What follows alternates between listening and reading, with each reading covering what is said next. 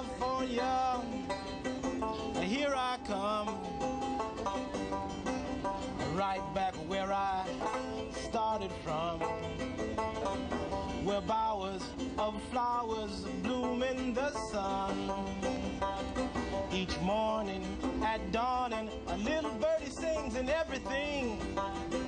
A sun-kissed miss said, don't be late. And that is why I just can't wait.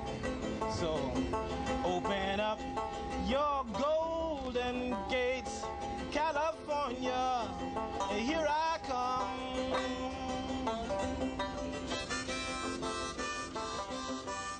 Yeah.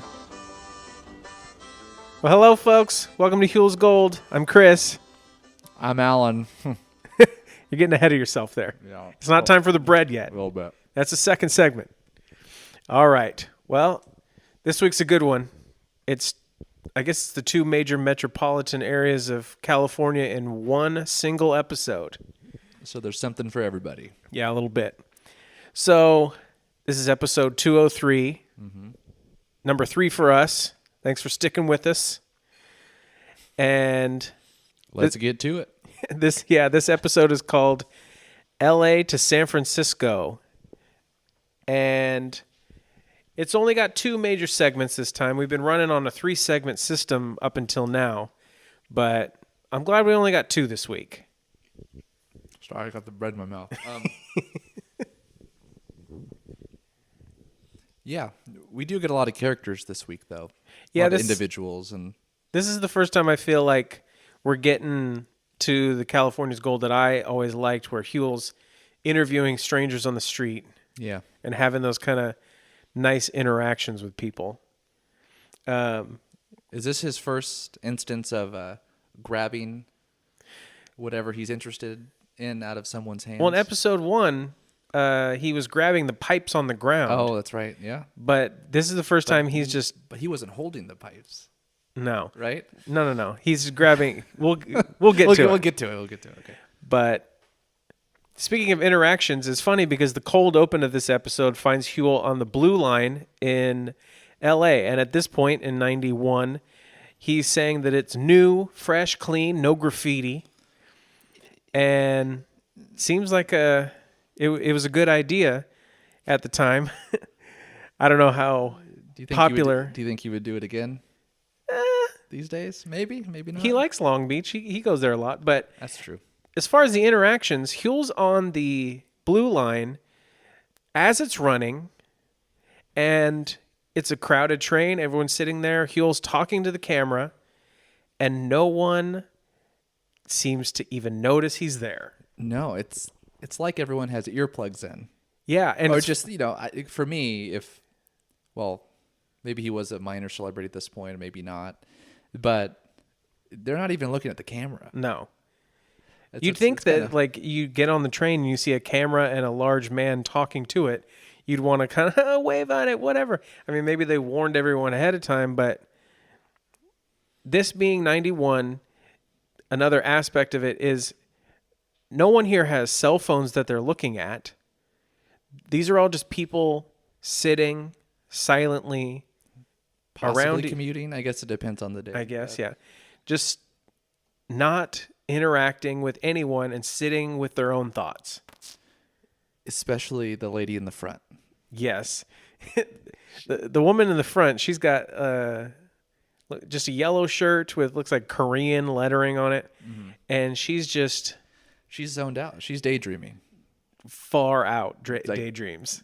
Out of it, yeah. Yeah. And Huell, he's a noticeable guy in any situation, but he's got this like orangey, peachy polo shirt on, and you can notice him a mile away besides old yellow shirt in the front here. Yeah. I thought she had an iPod, but obviously that's... No, I think that's her purse or something. I don't know. Maybe. I mean, I don't think we're going to find any time travelers in California's Gold yet. Well, Huell, he's definitely showing his size here. Oh, yeah. He's a little bunched up. Had to pop a leg out into the the aisle there. Sure did. But he's introing that we're going to be going to a spot in Los Angeles to start. That's why he's on the Blue Line in LA. And our theme this week also takes place on the Blue Line. And it's the name of the musician is actually listed below him while he's playing this great banjo harmonica version of him. But I got to describe his look because his name is... I love it. Babalade. Yeah. I think that's how we're going to say it's pronounced. He's got the... Babalade, Babalade, I don't know. He's got a fedora, and not like you would think now. It's more like, to me, he looks like he was the singer in like the Specials or something, kind of a look from the head up. Yeah, and do you know how fedoras, people typically tilt them down? Yeah, he went it back. Right on the back, the crown. Yeah. He looks like he's a ska singer with the Ray-Ban sunglasses, the tilted back fedora, but then he's got like the big bushy, or not bushy, but baggy leather jacket on. Mm-hmm. Is it a trench too? I don't think so. No. There is a cameo of a trench coat, but that's at the end of this episode. We'll get to that. But I really like this Babalade version. Mm-hmm. I don't know what he's doing musically to change it, because it's still the same song. I don't know if he changed keys, but it's good. I love it. This is definitely my favorite so far of the episodes we've done. And as Huell's going on the Blue Line, he gets us to our first stop, and let's hear what that is. Now, from a distance at first, you're not sure exactly what you're seeing. But the closer you get, you know it's something special. Welcome to the Watts Towers, located right in the middle of the community of Watts in Los Angeles. I'd heard about these towers for years. I'd even seen pictures of them. But pictures don't even begin to prepare you for what they're like up close.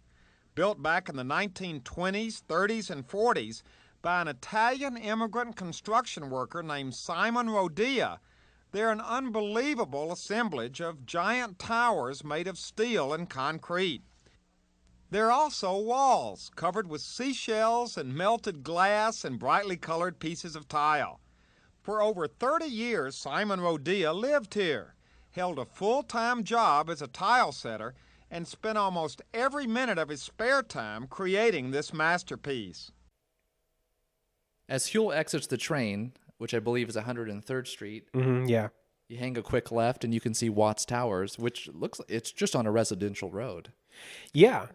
Well, in the clip, he talks about the Italian immigrant Simon Rodia and how he built these on his property. And he sort of just ended up giving them away to a neighbor. That's where the story got really odd to me, is that he would spend all this time, these decades, building this grand, like, artistic monument to, well, we come to find out a little bit of what he was building it for later, but yeah, he just gave it to his neighbor and moved up north with his brother, never even came back and saw it again. Just, he was done with it. That's it. Have you ever seen the Watts Towers? No, I was just thinking about how, of all the places that Huell's been, this is probably one of the more famous, and I've never been there. Have you? I haven't. No, I mean, it's one of those things I've always heard. Exactly. But I have no. To me, I thought there were towers. I didn't. I'm so ignorant of what the history of the towers were. Well, there's a lot of history and a lot of historians who are into this. We start right off with Bud Goldstone, who was an aeronautical engineer. Which Bud, I like the name, first of all. Of course, yeah. But Bud's an interesting guy, because at least from an article I was reading KCET put out, yeah, he actually devised a test that, well, the test was to prove the structural soundness of the Watts Towers, to save them. Huell mentioned that in passing when he intros Bud, and it's interesting that he would perform this stress test, and then seems like he just stayed involved with the towers after that. Yeah. He ended up writing a book, I believe, with his wife.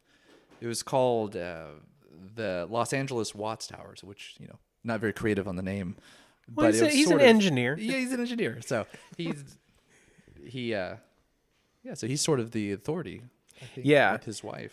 It's interesting, though, because he's such an authority, and at that point, so it seems like at this point he's like in the height of his Watts Towers historical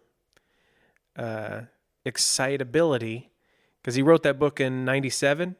Yeah, so this was 91, so this is the perfect time. And Huell and him are kind of going over the details of the walls outside of the tower, and they're both noticing things that are interesting. And there are things that Bud says, like, I never even noticed that before you pointed it out, Huell.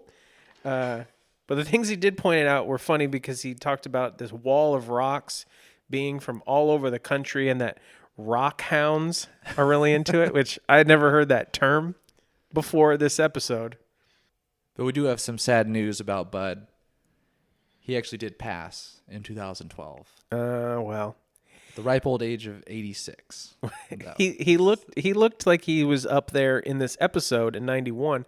So he stuck around for a long time. Yeah. Right around the same time as Huell. So there's a number of colorful characters in this segment. There's a lot of people involved in this area here that Huell talked to. The next guy we see is Marvin Rand, who has taken photographs of the Watts Towers over the years, and they show a lot of the different pictures in the segment here. But what's going on during the time that Huell is filming is they seem to be like repairing the place, right? Yeah, this guy has a grinder out. Yeah, it's funny how to repair the place, they seem to be cutting it all half down in the segment, but I guess they know what they're doing. The place is still there. Yeah. Well, when you're talking about Marvin, the first thing that struck me, and this is for people listening may know who this is, but he looks just like Milton Friedman, the economist. That's a very well-known face to be compared to. Well, if you Google it, you'll see Milton Friedman's face and say, "Wow, Marvin." That's exactly what we did. He tells me this name. I looked it up, and I thought he doctored the photo to just be Marvin, but no, it's two different guys. So we continue the segment. Huell's talking to Rosa Lowinger, who is the conservator on the premises here, and which we're starting to see this a little bit, but he gives her, I wouldn't say the third degree, but he will ask the question that he's very curious about directly to your face. And so the question, what is it? He will ask her. She says that this thing is phenomenally built. Yes. I think he takes her by surprise a little bit with the question, but she explains it well. Yeah, and this seems to be kind of a thread that we're seeing in these early episodes, is Huell kind of questioning the validity of someone's answers.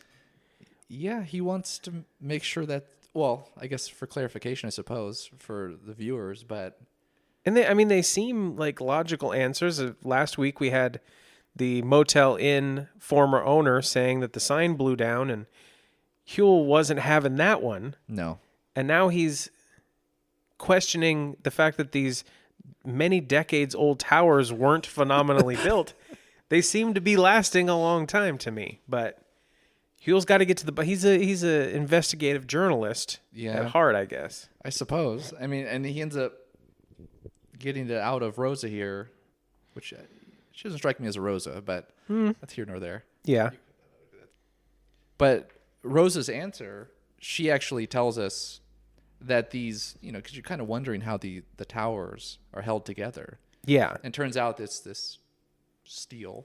Yeah, it's like right? rebar. Really, rebar, then he bends it on the train tracks, and he ties it together so there's concrete joints, which, interesting. It's working. At least, yeah. And you mentioned the rebar being bent on the railroad tracks. We actually get to see that in some video footage that was shot by the next person we see in the segment, Billy Hale, who was he's, according to Huell, a famous TV and film director, which I looked up his IMDb page, and he did direct a number of TV shows, but from decades even before this. So this is like 70s, 80s TV, like Kojak stuff. I've never seen those shows. But if those are your cup of tea, this is the guy behind some of those episodes. And for a UFC film project, he filmed... Is it UFC? No. It's USC. Okay. Filming Simon Rodia working on the towers. And this is like the only footage, according to Huell, that we have of Simon working on it. And he had a lot of good stories. Yeah. Because he spent some time with Simon there. Soap story.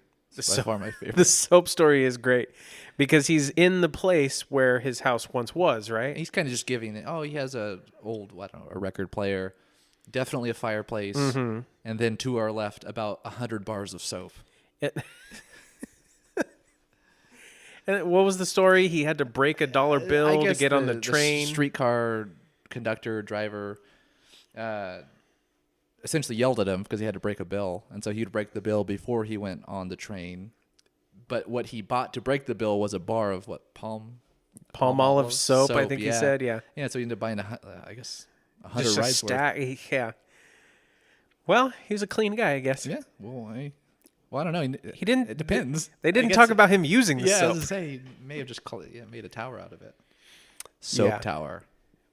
But I think another one of the most colorful stories that Billy Hale talks about, it's unbelievable to fathom that this would really be happening. Let's hear Huell's reaction to that. So there were all kinds of rumors about this place. I mean, here you had this man behind this wall building things, and the neighbors, I went around and talked to some of the neighbors just to say, what do you think and all that. They thought he had a wife buried inside here. What? They thought this was the tomb of Sam's wife. This is one of the many crazy rumors about this place. They thought these were secret radio towers that were used in World War II by the Japanese. They thought that Tokyo Rose was born here, if you remember Tokyo Rose. Really? That's right. Well, what was this thing? This was just purely and simply a ship. This was Marco Polo's ship. I don't know that Marco Polo ever went by ship, but this is the Marco Polo ship. So that's a crazy notion that his wife would be in the towers. She may be there. Yeah. Sometimes I like to believe those stories. So Huell rounds out this segment by visiting, Watts Tower Art Center. Yeah. It's like a community center next door to the towers now. Yeah, it's sort of I guess they celebrate the life of Simon Rodia. Yeah. And did you hear that Rochelle Booth, who's the art education coordinator there, she says he's known as Sam in the neighborhood. I never heard of a Simon being called Sam before. Yeah. Whatever. Wait. Sorry. Well, we did know a Jonathan that went by Joey. No, that doesn't work. Well, the theory is probably was Jonathan, Joe, Joey. Johnny, okay, but Joey, I don't know. Simon, Sam, John, Joey. Maybe. Okay. It works. So the Community Art Center seems to be doing good stuff. Wasn't my favorite part of the segment. It's cool that exists. I'm glad it does, and they're helping, bring art to the kids there. But I liked hearing the stories about the soap and the wife. So were you not impressed by the kids' art? Kids' art, it's one of those things that, if it's your kid, it's great. Mm-hmm. But, Yeah. It's nice. Let's put it that way. Do you think Simon would have been proud? Sure. Mm-hmm. If you look at some of the mosaics he was doing, it's not too far off from the kids' art. So either his level is not as much as we thought, but maybe those kids were really up there. Who am I to judge? This isn't an art podcast. No. So this is good stuff. I'm liking it, but we're heading up to a place near and dear to my heart. Let's hear where we're going now. San Francisco, the city by the bay. Famous for its cable cars, its ball teams, its romance. But we're here in search of something else the city is famous for. Something that's closer to your stomach than to your heart.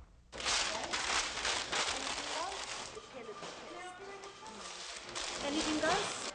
Well, things were hopping down at the bakery at Fisherman's Wharf when we arrived. But I understand it's always busy here. Because you see, this is one of the places tourists and locals alike come to get their precious sourdough bread. Now, it's well documented that gold miners in these parts would bake up a batch of sourdough anytime they could. Their gold panning tins doubling as bread pans.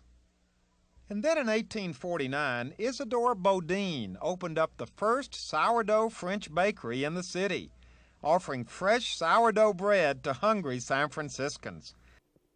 So immediately, what strikes you if you're watching the show is, did you notice the star is in the middle of the Pacific Ocean? I knew you'd bring this up. San Francisco. I'm sure this drove Huell crazy because I was just watching an interview with I think it was the COO of KCET sometime after Huell's death. It was on the KCT website, deep down in it somewhere. And one of the things they said is that Huell was a perfectionist. So this little gaffe here, this botch, is probably dug at him Well, the rest of his life. I mean, I guess if you look at the outline, there's not a whole lot of room for the star, but to be so far in the ocean. Yeah, that's like a fifth of the way to Hawaii already. All the other times that I remember, the star on the state outline is usually dead on. But as you can tell from the star, if you're watching, we're in San Francisco. And that's one of my favorite places. I actually lived there for a year, about 10 years ago.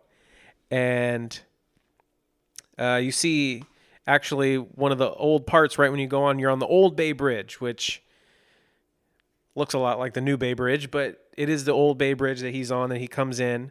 So he's heading into the city from the East Bay. The city. Right? The city. The city. Yeah. From the town. And he's heading straight to the next segment, star, Boudin Bakery. Is that Paula Boudin, right? All right, now. So wait. Okay, let's do this right. That's right. If we're gonna be doing an episode about bread, we're gonna need some bread. I'm just thinking that even though we don't have Boudin here in Bakersfield, we do have some pretty famous bread, right? Yeah. Pyrenees bread. Oh yeah. It's like they do. They also do a French sourdough. Yeah, it's pretty old. Yeah, it's Well, it wasn't Pyrenees back then. It was the Kern City French Bakery.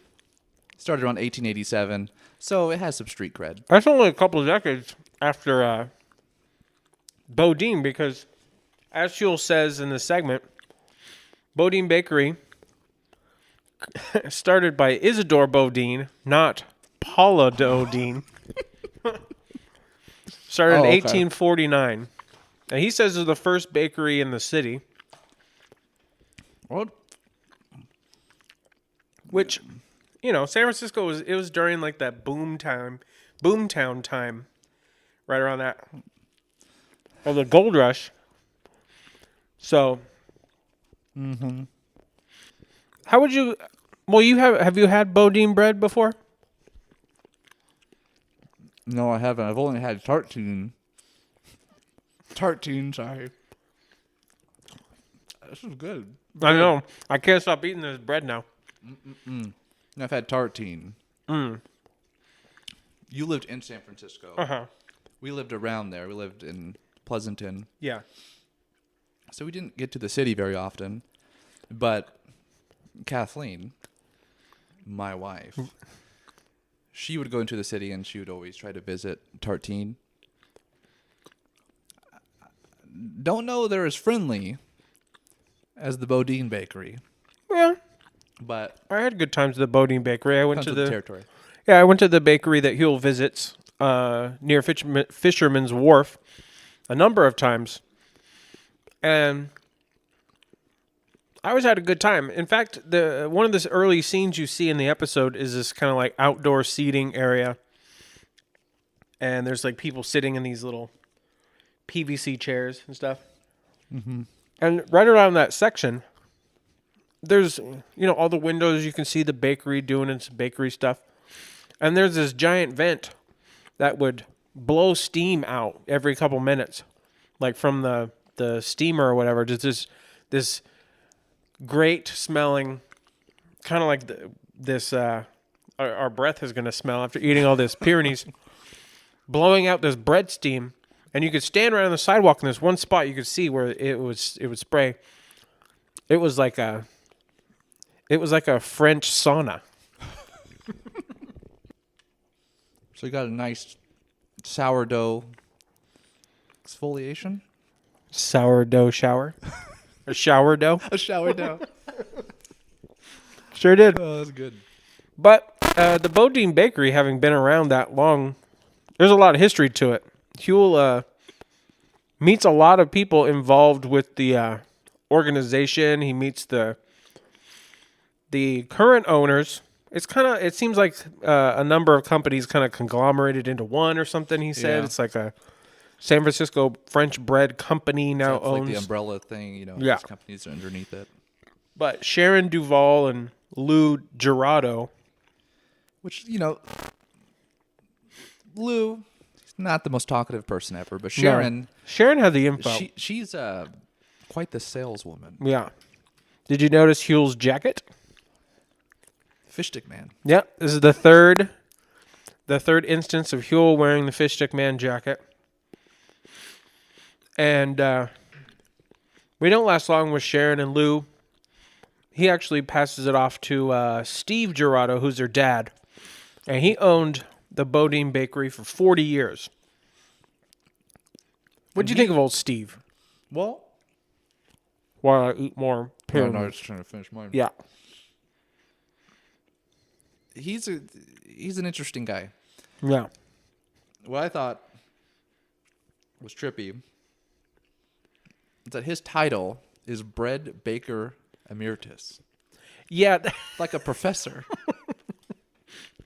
Like, I understand the concept of using that term for someone who was like the head baker and now because they say he's retired, but he still comes. Does he come every day? Is that what they said? I don't remember, but I'm sure he does. Yeah, but then Huell makes a point of saying not only does he come, he's there at 4 a.m. every day. It's still dark. Huell didn't seem like a morning person because every time they do a segment in the morning, he makes sure to mention it. He's never talking about like, oh man, it's 7 p.m. No, I think those were his optimal hours, the evening.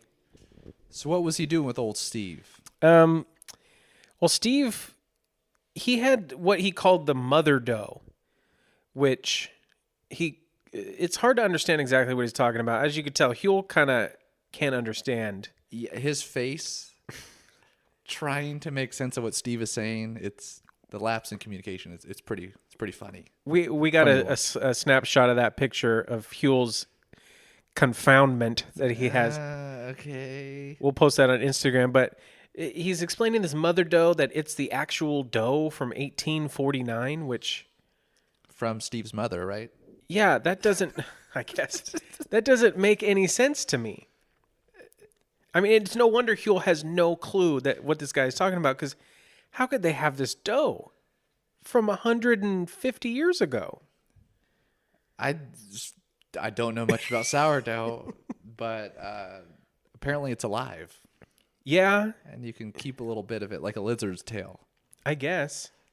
Well, I remember hearing a thing about Tootsie Rolls, that maybe this is what it's like. Because I remember reading an article about Tootsie Rolls how since the first batch of Tootsie Rolls they've made, for the next batch, they cut a section from the previous batch and add it. So, I'm no molecular biologist, but they say that there's a little bit of the original Tootsie Roll in each Tootsie Roll you eat, which you think it would be so stretched at this point that it couldn't possibly, but... Where did you learn that? How it's made, or... I think actually it was on an episode of Unwrapped with Mark Summers. I'm pretty sure that's what it was. Anyway, enough about Tootsie Roll. Let's get back to this bread. Give me another slice. Yeah. Boudin ain't got nothing on this Pyrenees. Nope. No.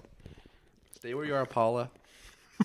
So as we're going through the bakery, Huell's talking to more workers, and he's having a good time talking. And this is the beginning of him doing his, I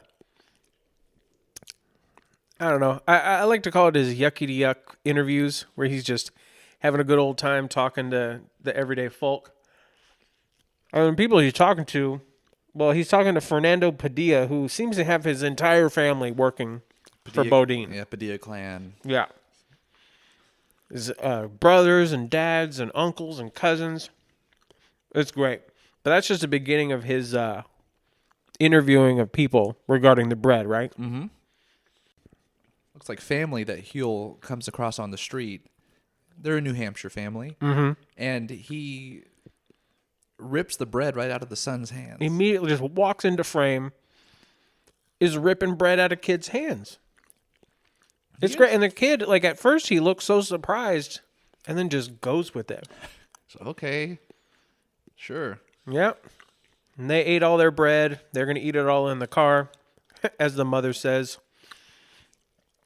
Then he's on to a family of... They're from Florida, right? Kissimmee, Florida is what they say. And they're both wearing these great fluorescent windbreakers that, it'd be a great thrift store find these days. This is great looks. Everyone's got nylon on in this scene here. Say that again. Kissimmee? Kissimmee? I've always wondered what that sounded like. I think that's where a lot of the order on TV products were from. I remember seeing that address, like order your Ron Popeil things. Law and Order. No, that's New York most of the time, right? Gung gung. Time for me to get a second slice. So after these jackets, who do we got? We got Maria Arthur. And Maria is a character as well. Oh, yeah, she is. She's a bakery employee.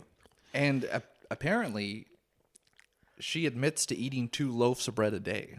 Yeah, and these they're not little loaves. No. I mean, that's a football. Yeah, we've eaten, 2 slices of this Pyrenees here. I'm stuffed. I'm about done, yeah. But Maria... She's double fisting bread right now. So those 2 loaves that are in her hand are going to be gone. One at work, one on the bus, because her husband gets mad. He gets mad, yeah. Yeah. Do you think he gets mad because she doesn't bring him any bread? Or because she's eating a lot of carbohydrates? I'm not sure. I mean, Mr. Arthur probably would like some bread too. The stuff we got here is pretty good. Yeah, I can see that. Yeah. So, Huell moves on from the bakery to a restaurant, the Tadish Grill, which has been around as long as the Boudin Bakery, to talk to people enjoying the bread in a local haunt. And there are some characters in this restaurant. This is like a pretty fancy place, yeah? Yeah, they got Huell to put on a suit. Not that would be hard. Huell's usually going around with his polo. Yeah. And in later years, he's got like the kind of Tommy Bahama look. Mm-hmm. But this is the first time I remember seeing him in a suit. Yep, me too. And he's talking to a lot of the customers. There's a number of nice little stories, but there's one guy. We'll let you hear it. Yeah, you got to hear this. the crust is crispier and the inside is softer. And when you put butter on it, it's better than any place in the world. Really? London, Lisbon, name it. It is, really. Turlock. Turlock? Modesto. He's from Turlock. That's right. I'm a dunker, so you can rip it apart and dunk it in things, and it's great with everything. It's good with pasta, it's good with soup, it's good with beans, it's good with fish, it's good with everything. So this is definitely my favorite guy in the whole episode. Yeah, I mean, he's very confident. Oh, in yes. how He good the bread oozes is. machismo for sure. He just reminds you like a quintessential businessman. Exactly. He would, if he's on your side, he's giving you a good deal. Mm-hmm. If he's not, watch out. If he's selling your bread, right? he's going to sell it. Exactly. And you also heard from the dunker. I like her. I like her style. She had a lot of scarves and bracelets. Well, I identified the most with the dunker. That's right. I forgot about what you. Yeah. You just told me this new fact about yourself. You know, when I was younger, my mom would make dinner. We'd have this same Pyrenees bread. Yeah. She would do a garlic butter on it and toast it. I would take it. I would eat the middle out of it, but I'd preserve the crust as a perfect perimeter. I would take it and dip it in milk. Yeah. I just didn't know. I dunked it in You milk. dunked. Well, I'm with the dunker here. Yeah. Dunk it, eat it. Great memories with that. Yeah. I mean, I'm glad we got this Pyrenees here now that we're chowing on. Could you see yourself doing that? That's what I was going to say. No. What? Absolutely not. Really? Well, let's keep this in perspective. I was lactose intolerant as a kid until I was like 14. Me too. No, I'm just kidding. I definitely was. I would have died. I don't even know if I Wait, could have had died? this. Died. I almost died as a baby when they gave me milk in the hospital. They thought I had a hole in my heart. You gotta prove it. I'm calling my mom right now. Ask your mom. But this is actually going to wrap up this segment. And Well, we got one other guy, the doubter. that's right. Yeah. The doubter. Yes. Because the guy that Huell is interviewing, he seems pretty sincere to me when he's describing the bread and the ambiance of the city and all this stuff. But what's this guy behind him? I don't know if he's his friend, but he just is not agreeing with one word. This guy is saying. It's almost like a sarcastic laugh next to him. Like, No, I don't think so, This Tim. guy, get out of here. You can see who we're talking about on our Instagram page for this week's post. But once we leave the bakery, Huell's going to do our little outro segment that he does. Not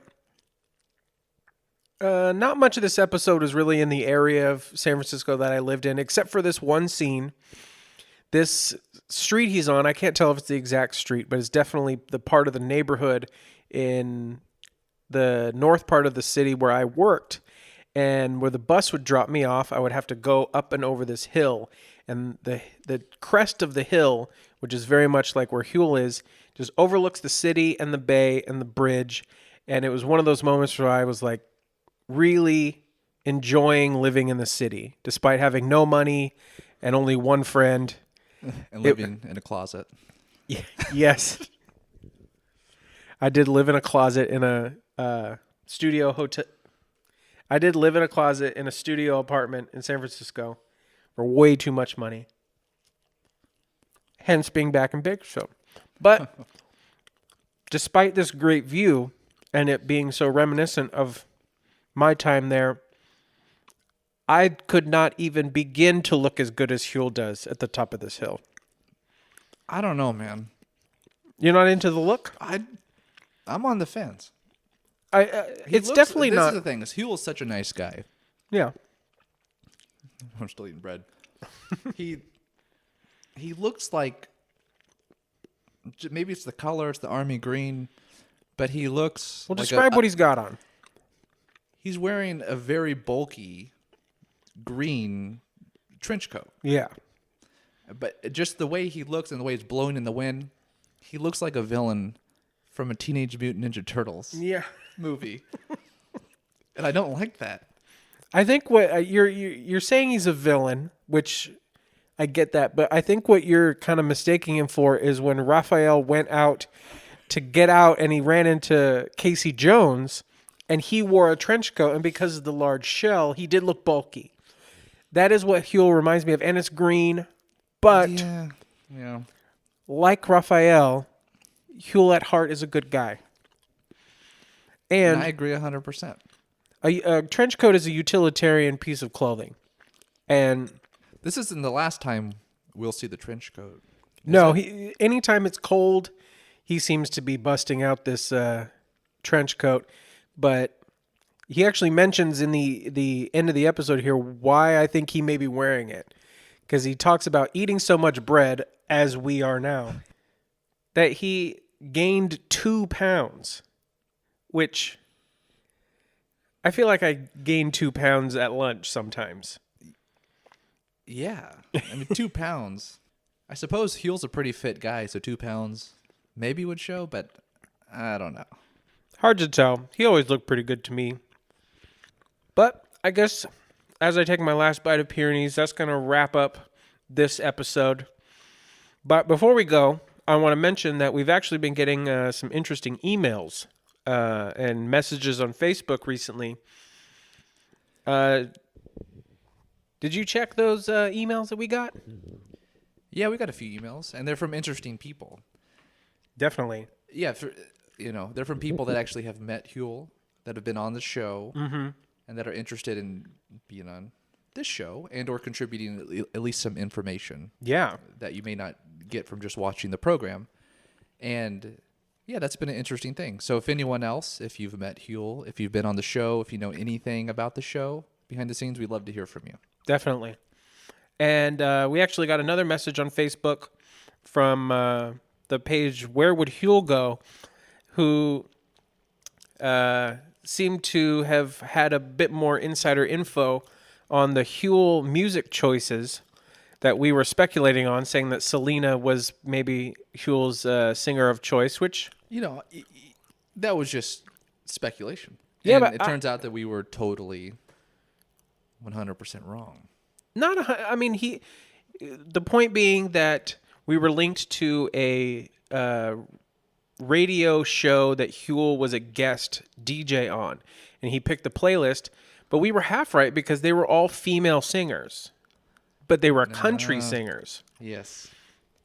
But that clip from that show is able to be streamed on the website. We'll have the link in the description. You should definitely listen to that because it is very interesting.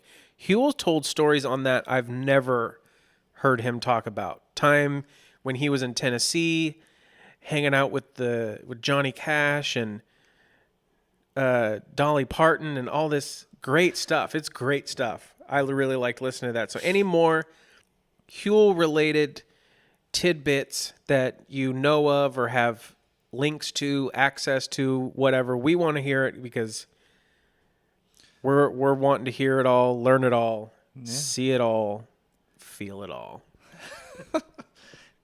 So yeah, that's a great resource. So we want to thank Where Would Huell Go? Yeah, for that one. That's on Facebook and Instagram. You can find it on there. But this was a fun episode. It seemed like it was going to be hard to talk about the Watts Towers and some bread, but I think you just get some bread in your mouth Just and have some props, and it makes it more enjoyable. It's great. And next week we're going to head for the borders. Oh yeah, this is good. Which is episode 204, and we're going to watch Huell attend a horseradish festival. That's a good stuff. I'm excited. And he's going to duck on down to Calexico. Yeah. So we're going to the borders next episode. Yep. Should be a fun one, and we hope that you come along next time as we continue our search for Huell's Gold. Right back where I started from, where bowers of flowers bloom in the sun. Each morning at dawning, a little birdie sings in everything.